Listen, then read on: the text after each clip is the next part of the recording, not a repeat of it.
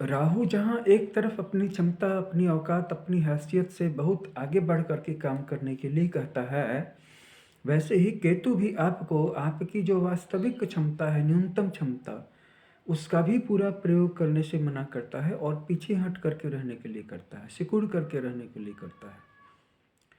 ऐसा नहीं है कि केतु के जातक सफल नहीं होते, बस जब वो सिकुड़ जाते हैं तो उनकी ऊर्जा बढ़ जाती है। ऊर्जा बढ़ जाती है तो जीवन में कुछ मिरेकल्स, कुछ मैजिक, कुछ चमत्कार, कुछ असाधारण घटनाएं भी घटती हैं। राहु भौतिकतावादी है, तो राहु को पारलौकिक ताकत पे, पैरानॉर्मल पावर पे या एनर्जी पे उतना विश्वास नहीं है। वो उस एनर्जी को भौतिक क्षमता में कन्वर्ट करने की कोशिश करता है, जिसके कारण कि एक बार एनर्जी का उपयोग प्रयासों में हो जाता है, भौतिक क्षमता में हो जाता है, तो भी सफलता मिलती है। दोनों ही अपनी जगह पे सही हैं। अब देखने वाली बात यह है कि बहुत सारी ऐसे प्लैनेट्स जो एक दूसरे के विरोधी हैं, जैसे बृहस्पति अपने डायमेंशन में उसकी शुक्र से नहीं बनती और शनि की भी अपने डायमेंशन में मंगल से नहीं बनती, वैसे ही मंगल की शनि से नहीं बनती। तो मंगल और शनि करते क्या है? मंगल भी जल्दीबाजी करता है और मंगल को किसी चीज़ को पाने का तरीका एग्रेशन है। जैसे कि एक बेटा अपने मम्मी पापा से किसी चीज़ को मांगेगा तो एग्रेसिव तरीके से मांगेगा, रिजिड तरीके से मांगेगा। उसकी आवाज़ में, उसके टोन में धमकी जैसी आपको सुनाई पड़ेगी।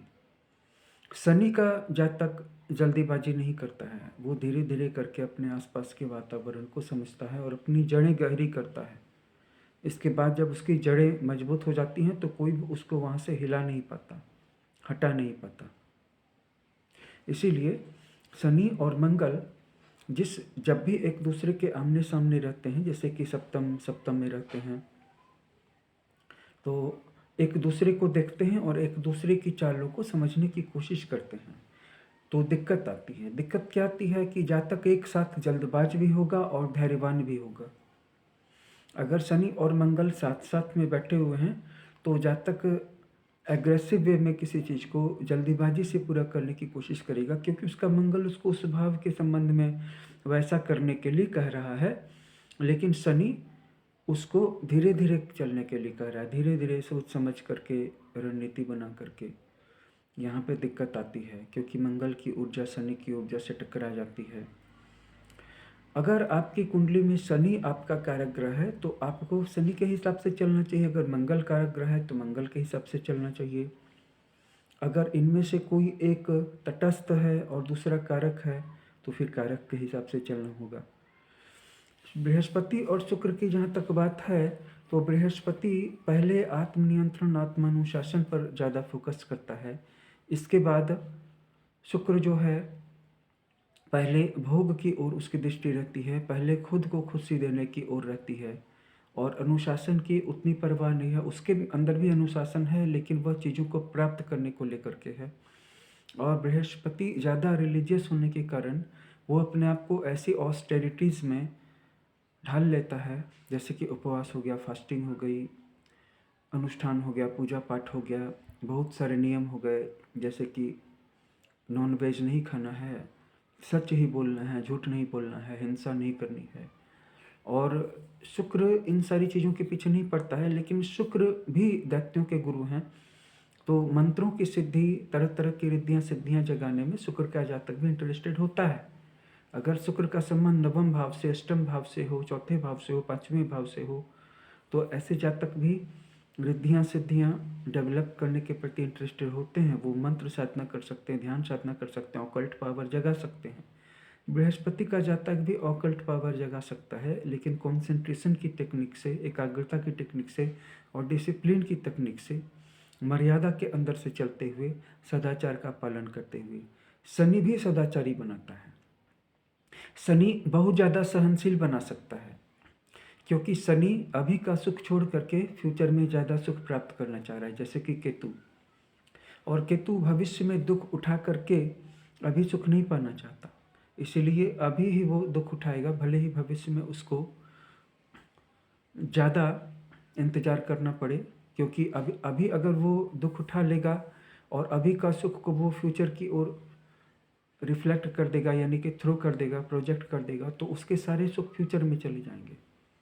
राहु ऐसा नहीं करेगा। राहु का जातक भविष्य में अगर दुख उठाना पड़े तो उठाना पड़े, लेकिन अभी वो उसको सुख चाहिए। कर्म फल की ओर उसकी दृष्टि नहीं है। और केतु कर्म फल से डरने वाला, केतु का जातक कर्म फल से डरने वाला, शनि का जातक भी कर्म फल से डरने वाला, बृहस्पति का जातक भी कर्म फल से डरने वाला, लेकिन शुक्र का जातक कर्म फल से डरने वाला नहीं है। और शुक्र और राहु वालों की यह दृष्टि होती है कि जो लोग ज़्यादा कर्म और ज़्यादा कर्म फल के बारे में सोचते हैं वो ज़्यादा गड्ढे में गिरते हैं। आप खुद देखें, खुद विश्लेषण करें, अपनी कुंडली का मूल्यांकन करें कि आपको कौन सी चीज़ चुननी चाहिए। और ये सब कुछ डिपेंड करेगा कि आपके कारक ग्रह कौन से हैं और उन कारक ग्रहों में किसकी ताकत बढ़ी हुई है। अगर आप अपने कारक ग्रहों के हिसाब से चलेंगे, लेकिन आप कारक ग्रहों की डिग्री और पोजीशन और दिग्बल वगैरह बढ़ा हुआ है, तो फिर विशेष लाभ नहीं होगा। लाभ बहुत दिनों के बाद होगा। मैंने पहले भी कहा है कि कुंडली बहुत जटिल है। कुंडली का विश्लेषण थोड़ा सा करवाने के बाद अगर आप चलते हैं तो आपको पहले की तुलना में, पहले के अपेक्षा में ज़्यादा क्लैरिटी मिलती है। और जिन लोगों की ऑब्जर्वेशन मजबूत है वो एक एस्ट्रोलॉजर की मदद से अपने जीवन को ऑब्जर्व करके और मंत्रों की साधना भी करके अपनी परिस्थिति में काफ़ी सुधार कर सकते हैं। हर एक व्यक्ति को मंत्र जपनी चाहिए। अगर पंचमेश और अष्टमेश से संबंधित मंत्र जपेंगे तो विद्या के साथ साथ धन की भी तरक्की होगी।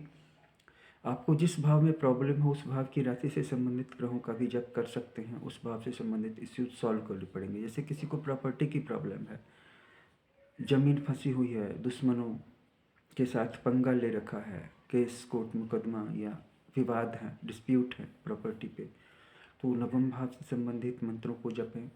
नवम भाव के स्वामी को देखें कि नवम भाव में कौन से ग्रह बैठे हुए हैं।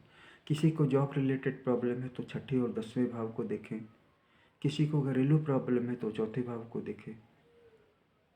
किसी का बहुत पैसा खर्च हो जाता है, बचता नहीं, 12वें भाव को देखो। किसी को आय कम है तो 11वें भाव को देखो। किसी को हेल्थ ठीक करना है तो लग्न को देखे, लग्नेश को देखे। तो इस तरह से जप करके भी हम अपनी परिस्थिति में अपनी तरफ से भी सुधार ला सकते हैं। विशेष अगर किसी को गाइडेंस चाहिए कि रिचुअल कैसे करते हैं, तो वो भी एक मामूली से सहयोग के बाद रिचुअल के बारे में भी पूरी गाइडेंस प्राप्त कर सकता है। और रिचुअल भी सबके लिए अलग अलग तरह की होती है।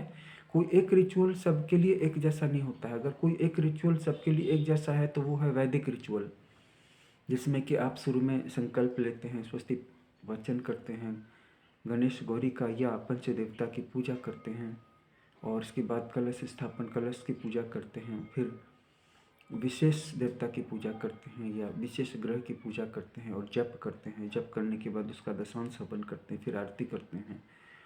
ये एक कॉमन पूजा है जो चली आ रही है। इसको कोई भी करेगा तो उसको फ़ायदा होगा। इसकी भी जानकारी विशेष अगर आपको चाहिए तो यहाँ पे सब मिल जाएगी। और अगर विशेष रिचुअल, जो कि हर एक व्यक्ति के लिए एक विशेष रिचुअल करने की आवश्यकता है, वो भी जानकारी अगर किसी को चाहिए तो वो भी मैं दूंगा।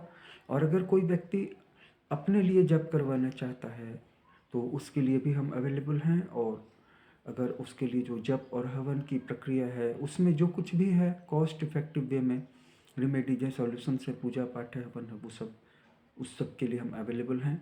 हमारा व्हाट्सएप नंबर हमेशा की तरह डिस्क्रिप्शन में दिया हुआ है। आप हमसे जुड़े, हमारे चैनल को फॉलो करें, यहाँ पे अच्छी जानकारी मिलती रहेगी। इस वीडियो को लाइक कर दें, शेयर कर दें। अगर आपका अपनी कुंडली को लेकर के कोई भी सवाल हो तो 1 से 2 सवालों के जवाब तक तो हम फ्री में ही आपको बताएंगे। इसके अलावा अगर आप अपनी पूरी कुंडली का विस्तार से विश्लेषण करवाना चाहते हैं तो हमारे व्हाट्सएप नंबर पे अपनी बर्थ डिटेल्स में भेज सकते हैं। जब पूरी बर्थ डिटेल्स भेजेंगे तो पूरी जन्म कुंडली की एनालिसिस होगी। इससे आपको पूरे जीवन में मदद मिलेगी। और इसके साथ साथ आप अपनी हस्तरेखा की फ़ोटोज़ भी भेज सकते हैं। ये भी काफ़ी हेल्पफुल हो सकती है।